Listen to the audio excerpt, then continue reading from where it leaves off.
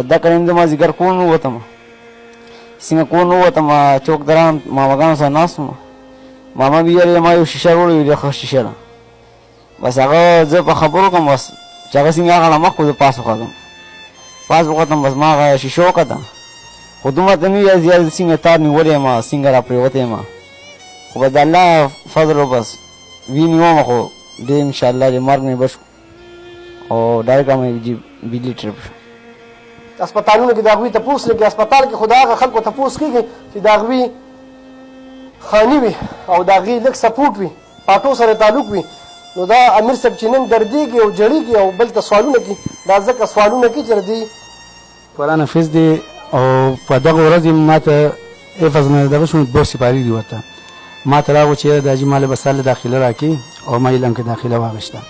مې انشاءالله چې سبا شي زه به تا ته پیسې پیدا کړم خو به دغه قسمت داسې و چې په دغه مازدیګر ووتو او بس 11000 ونیولو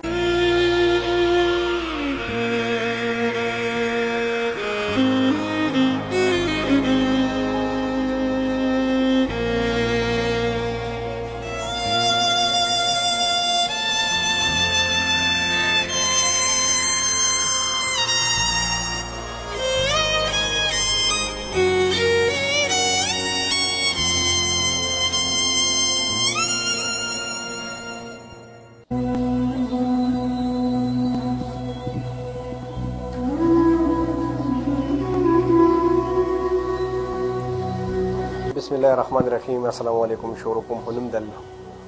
چې ډېر بخونکي او مهربانه ذات قدرمنو موجود یم علاقه د پیښور او کله د چارفایزه قدرمنو د تاسو چې کوم ښایسته د ګل په شان دی ورور ښکاري قدرمنو دا زموږ ډېر دردېدلی او ډېر بېوسه ورور دی قدرمنو د روژې نه 8 ورځې مخکې بجلی راونیسو قدرمنو دا کوم حالات چې تاسو ته ښکاري یو لاس دغه لاس او بره سر کفرې غونډه ختمه ده پوزه کې غوښه نشته قدرمنو اسپتال ته یوړی شو اسپتال نه راوصف کړی شو غونډه روژه د په دې کور کې تېره کړه قدرمنو دا د کوم حالات چې دی دا کوم زخمونه کم غوښې دي دوی له پکار چې دی په هسپتال کې پروت دي د ده ټایم په ټایم علاج کېږي د ده ټایم په ټایم انجکشن کېږي خو دی چې نن په دې کور کې پروت دی او د ده علاج نه کېږي قدرمنو دا د دې له وجې پروت دی چې زما دا ورور غریب دی او زموږ دا مشر بېوسه دی د سره پیسې نشته د ده بنګلې نشته د ده سپورټ نشته خو زما دا مشر نن ښه دا خان نواب او د سره لږې پیسې وي د ده به ښه تپوس کې دی شو د ده په هسپتال کې ښه علاج کې دی شو خو دا دی چې نن په دې کور کې پروت دی او په سترګو کې صرف لکه د ماشومان اوښکې راځي او جړېږي نو دی ځکه جړېږي د ده په سترګو کې ځکه اوښکې راځي چې زما دا ورور بېوسه دی نو دی ځکه په دې کور کې پروت دی د ده هسپتال کې علاج نه کېږي دا خو ډېره د افسوس مقام دی او ډېره د افسوس خبره چې زموږ په سیمه داسې دردېدلې ورور هغه ټول زخمونه هغه ټول غوښې او د هغه علاج نه کېږي د هغه له څوک راځي نه خانان نوابان دي څوک تپوس نه کوي چې آیا ته په دې کټ کې پروت دی ته ولې پروت دی آیا ستا علاج ولې نه کېږي نو قدرمنو نن ول راغلی ما دغه ورور سره او دغه مشر سره به خبرې کوو چې آیا ستاسو دا بچی ولې په کټ کې پروت دی او د ده علاج ولې نه کېږي نو قدرمنو راځئ موږ سره السلام علیکم وعلیکم السلام لالا څنګه خیر دی بالکل صاحب لالا زه خو خبر شوم راغلم دلته پېښور ته دغه صوابې نه چې زمونږ په دې پېښور چارفایزه کلي کې داسې یو دردېدلی ورور دی چې هغه په کټ کې پروت دی ټول زخمونه دي ټول غوښې دي او یو لاس یې هم کټ شو بل لاس یې هم کټ شو خو د هغه علاج نه کېږي هغه له څوک راځي نه څوک ترې تپوس نه کوي نو لالا دا ولې څه وجه کېدی شي نو بس زموږ دا دی چې غریبي ده او بېوسي ده او دا بچي بس ما د الله په لاره کې وښکو دې د روژې نه 8 ورځې مخکې بجلۍ 11000 لیڼ ووهلو نو بس موږ سره والله کې هغه کور کې 15000 روپۍ وې بس هغه موږ سره هغه یې وړي دي او بس دغه حالات دی چې نن اسپتال کې دغو کې 8 ورځې تېرې کې ویل دا کور ته ورسوئ ولې ورسوې لالا دې خو داسې دی چې هغه ټول زخمونه دي درخواستونه مو که چېرې موږ ته دا دویانې فري شي دغه شي خو نه په هغې دغه کې بس څه قرض مرض وکړو بیا ول هفته پس سلیم برابر کړو د یو پټۍ په 24000 روپۍ ده یو اپریشن دغه په 24000 روپۍ یو ستن ده په 1050 او ته په ورځ کې بدرې وهلې کېږي نو بس زموږ خو الله چې دونه وس نشي بیا درې څلور ورځې کور کې تېرې کړي بیا چې ولا لږ اخوا دې خوا پیدا کړو بوځي لکه چې د یو بل نه قرض پور وکړي خپله دیاړي وکړي نو هغه دغه بچی په هسپتال ته بوځي ازبې دی هغه هم د سره بند دی او زه شوګر بیمار یم نو بس زما خو څه دونه دغه نه بس قرضدار دا ترونه دي ګرځي بس ولا قرضدار پیدا کړو بوځي مولانا وایي د قرآن حافظ هم دی که نه د قرآن حافظ دی او په دغه ورځ ما ته حفظ نه دغه شو 2 سپارې دي ورته ما ته راغو چې د حاجي مال بس سال داخله راکې او ما علم کې داخله واغشته مې ان شاء الله چې سبا شي زه به تاسو پیسې پیدا کړم خو به هغه قسمت داسې چې په دغه مازیګر ووت او بس 11000 ونولو نو دا د قرآن حافظ دی داسې چې چا څوک د الله د رضا دپاره که الله به هغې له دا دغه ورکړي بدلې ورکړي دا څه انساني دغه دنیایي دغه پې نه کومه د قرآن حافظ دی که ده ته د لاسونه ولګېده او د دې علاج وشو انشاءالله دنه به علم جوړېږي دنه به ښه کاري جوړېږي نو دا ټول ثوابونه په آخرت کې دغه خلکو ته میلاویږي چا وسه څوک او ډاکټران صاحبان څه وایي چې دته لاسونه لګېدی شي علاج یې کېږي خو لکه د پیسو له وجې پاتې ده دا هغې وایي چې 30 لک روپۍ پې لګي نو دته به دا خپړو لګي نو دی به خپل کار کولی شي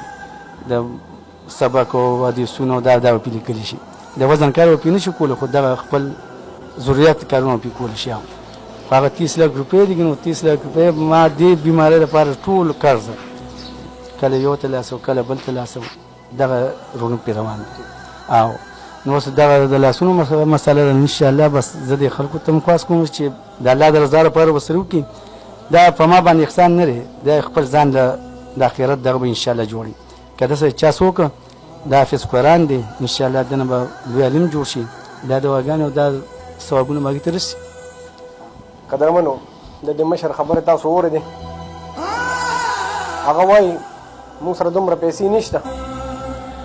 چې موږ د دې بچي علاج وکړو موږ یو بل ځای قرض پور وکړو او لاړ شو 2-3 ورځې هسپتال کې تېرې کړې او بیا موږ ته وایي چې کور دې رخصت کړې کور ته یې بوځې او موږ ورته وایو چې موږ له دوایانې فري کړې نو هغوی دومره نه کوي چې زموږ دوایانې فري کړي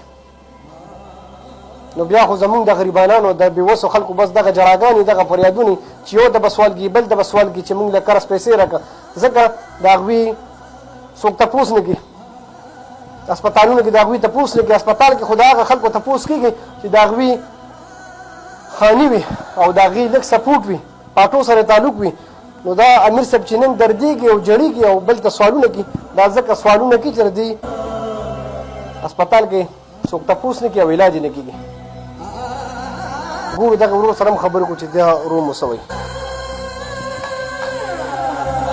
السلام علیکم وعلیکم السلام ورور یې څنګه شکر دی الحمدلله دا راته ووایه ورور یې ته د قرآن حافظ دی تاسو قرآن حفظ کړی دی د خیر انشاءالله بس دا مې اخري کار مې چې انشاءالله دې کې سند وروړم نو بیا به انشاءالله علم داخله غواړم خو په دغه ټایم کې ما د علم دغه وکړو 2 سپارې ته پاتې پلار ته مې وویل یاره بس ماښام مې څنګه پلار ما ورته یاره داخله انشاءالله هم سبا ما ته پیسې انشاءالله بیا راکړه بس هغه راته وویل سبا انشاءالله سهار شي ته ما ته بیا وویل پیسې پیدا کړم په دغه ټایم زه ما ذکر کور نه ووتم څنګه کور نه ووتم چوک دران ماماګانو سره ناست وم ماما بیا یاره ما یو شیشه وړې ویلې ښه شیشه ده بس هغه زه په خبرو کوم بس چې هغه څنګه هغه مخ خو زه پاس وختم پاس وختم بس ما هغه شیشه وکته خو دومره ته مې ویل زیات څنګه تار نیولی یم څنګه را پرېوتی یم خو به د الله فضل و بس ونیوم خو ډېر انشاءالله د مرګ نه بچ او ډایرکټ مې بجلي ټرپ شو بس انشاءالله چې دا هم د الله شکر مرګ نه بچ شو بیا بس ډېر انشاءالله الله فضل وکړو ورور جانه خفه کېږه مه که نه او ته دا مه وایه چې زه یوازې یم زما پلار غریب دی هغه دیاړی کې د بل نه سوالونه کوي نو زما به څوک نه زه دن خبر شم د هغه ثوابۍ نه دې پېښور ته تاله راغلم او چې زه کله هم داسې بېوسه ورور او بېوسه خلکو سره کښېنم نو د هغوی په کور کې چې څه پریشانۍ وي یا څه تکلیف وي هغه د دغې مسافرو په دعاګانو په امداد سره الله تعالی ختمي نو ته دا مه وایه چې زه یوازې یم انشاءالله الله تعالی به تاله روغ صحت درکړي لاسونه به دې م الله تعالی ولګي او ته به بیا جوړ شه انشاءالله خپل علم به کې او مونږ دغه مسافر وروڼو ته به صرف دعاګانې کوي ځان یوازې مه ګڼه همت مه بېله او صرف دعاګانې کوو. ان شاء الله دعاګانې به ټول ته کوو ان شاء الله، ځکه چې مخکې هم کولې وې اوس هم کوو ان شاء الله. مسلمانان ټول او مسلمان خو ټول لوڼې، ځکه چې دا زموږ کار دی چې دا دعاګانې کوو ان شاء الله. علم به خامخا حاصلوم، لاسونه ته به الله ان شاء الله ولګي، او دا مې ان شاء الله امید دی الله نه چې ان شاء الله به لاسونه راکوي، او چې څنګه دا علاج الله له وکړو داسې به ان شاء الله لاسونه الله راکړي. امید مې ان شاء الله ډېر د الله نه دی، او بس وار مې ان شاء الله هېڅ هم نه خطا الله به مې راوستې، الله مې ان شاء الله نه راکړي، لاسونه یې واغېستو لاسونه مې ان شاء الله راکړي. دا مې ان شاء الله غټه امید دی الله. ان شاء الله ان شاء الله به خیر کړي. قدرمنو د دې ورور خبرې تاسو اور دې په هره خبره کې وایي ان شاء الله، او زما د الله نه امید دی چې ما به الله ټیک ټاک کړي، او بیا به ان شاء الله زه خپل سبق ویم، زه به خپل علم حاصلوم، او زه به صرف دعاګانې کوم. نو قدرمنو صرف په دغه ویل غواړم چې د الله د رضا لپاره، د الله د رضا لپاره هغه ورونو بایګان ته سوال کوم، منت ورته کوم، د چا چې ښایسته د ګل په شان بچیان وي او په ګاډو کې ګرځي او خوشحالېږي ورته. نو قدرمنو د الله د رضا لپاره نن خو دا بچي خپل بچي وګڼئ، دا بچي چې نن په دې کټ کې پروت دی دا د څه له وجې پروت دی، د ده د پلار وس نه کېږي، دومره پیسې ورسره نشته چې علاج پوه وشي او دا لاسونه ورته ولګي. قدرمنو د پلار د خولې وینا ده چې په 30 لاک روپۍ باندې د ده د لاسونه لږ او علاج یې کېږي. نو که تاسو سوچ وکړئ 30 لاک روپۍ زموږ د غریب خلکو دپاره ویل خو هم په خوله ویل ډېر ګران کار دی، خو که بل خوا موږ سوچ وکړو داسې شتمن خلک شته چې هغوی ته د 30 لاک روپۍ سم نه ښکاري. نو زه به دغه ورونو بایګانو ته سوال کوم، منت ورته کوم چې د الله د رضا لپاره دې بچي ته نن خپل بچي ووایي چې د دې د علاج وشي. لاله راشه مل لږ راشه د خپل موبایل نمبر